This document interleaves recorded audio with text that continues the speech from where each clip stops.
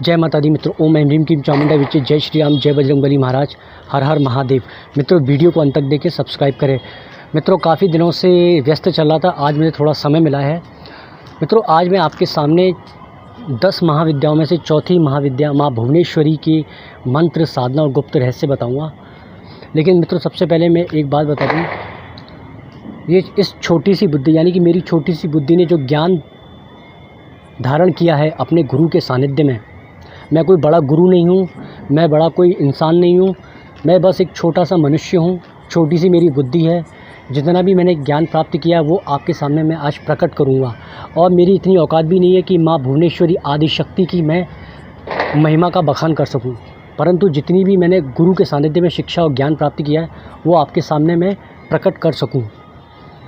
सबसे पहले तो मित्रों मैं आपको ये बता दूं कि 10 महाविद्या, विद्या का अर्थ होता है देवी, महादेवी। ये काफ़ी लोगों ने मुझसे प्रश्न पूछा कि विद्या का मतलब क्या होता है, तो विद्या का मतलब महादेवी होता है। दूसरी बात, 10 महाविद्याएं, इनको आप सिर्फ माँ के स्वरूप में ही सिद्ध कर सकते हैं और किसी स्वरूप में नहीं कर सकते, सिर्फ माँ के रूप में ही।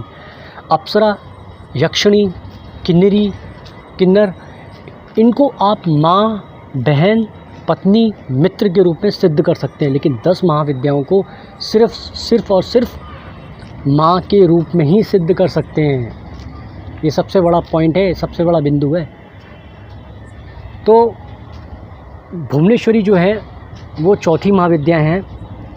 भुवनेश्वरी को हम शताक्षी, शाकंभरी के नाम से भी जानते हैं। इनके जो भैरव हैं वो त्र्यंबक भैरव हैं। इन त्र्यंबक के अलावा इनको भुवनेश्वर भैरव भी कह सकते हैं आप।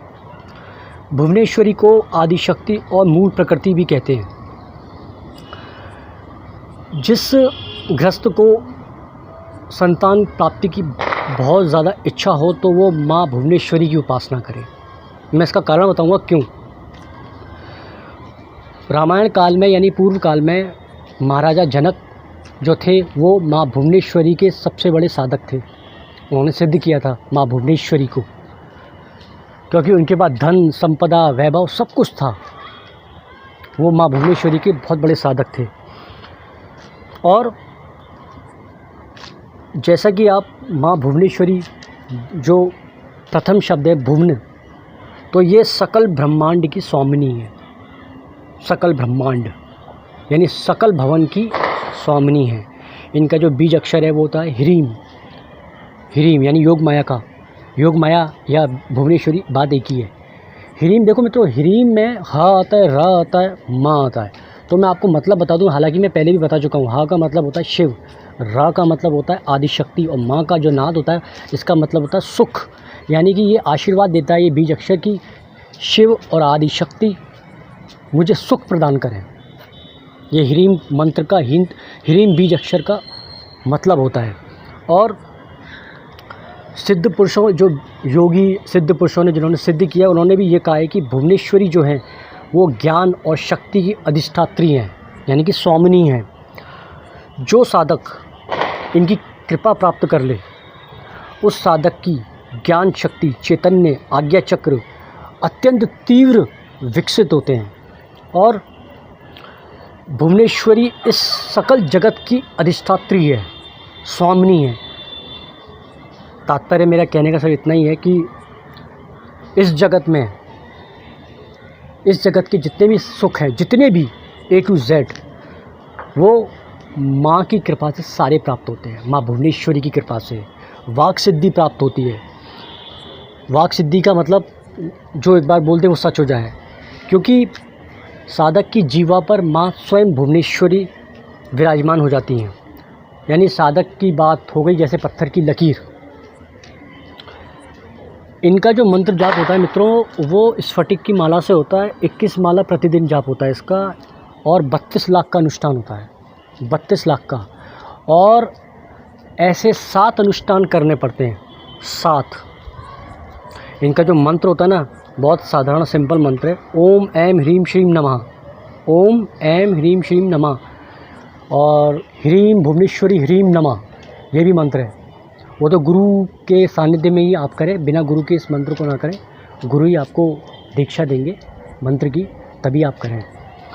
और भुवनेश्वरी का जो सबसे अच्छा गुण है वो तो मैं आपको बता ही चुका हूँ कि सारे जगत के सुख आपको प्राप्त होंगे।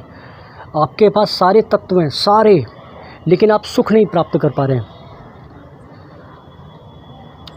तो माँ भुवनेश्वरी सारे सुख, सारे भोग आपको प्रदान करती है, इसलिए तो इन्हें सकल भुवनों की स्वामिनी कहते हैं।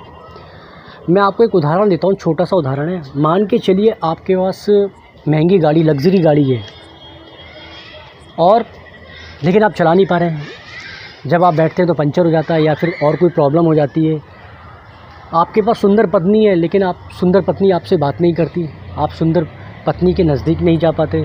आपके पास बहुत अच्छा घर है, सुंदर घर है, लेकिन आप फिर भी घर में टिक नहीं पाते, रह नहीं पाते। मतलब आप अपनी आँखों से देखते तो हो, लेकिन उसका सुख नहीं ले पाते हो। आपके आँखों के सामने आपका बंगला भी है, आपके पास गाड़ी भी है, आपके पास सुंदर पत्नी भी है, आपके पास अच्छे अच्छे मित्र भी हैं, लेकिन सिर्फ आप आँखों को तसल्ली दे रहे हो, उसका सुख प्राप्त नहीं कर पा रहे हो। तो माँ भुवनेश्वरी इन सुखों का एहसास कराती है आपको, एहसास। ये सबसे बड़ा माँ की कृपा है। और माँ भुवनेश्वरी की कृपा से आध्यात्मिक ज्ञान की प्राप्ति होती है। इनकी निरंतर उपासना करने से निरंतर आध्यात्मिक ज्ञान की वृद्धि होती है, दिनों दिन वृद्धि होती है, कम नहीं होती, दिनों दिन बढ़ती है। और माँ भुवनेश्वरी धन, वैभव, संपदा सब कुछ प्रदान करती है, ताकि आप उस तत्वों को भोग सकें, उनका फ़ायदा आप उठा सकें, उनको भोग सकें। ये माँ भुवनेश्वरी की कृपा से ही होता है। तो ये मेरी छोटी सी बुद्धि ने जो ज्ञान प्राप्त किया है वो आपके समक्ष मैंने रखा, और मैं अपनी वाणी को यहीं विराम देता हूँ मित्रों। जय माता दी, जय श्री राम, जय बजरंगबली महाराज, हर हर महादेव।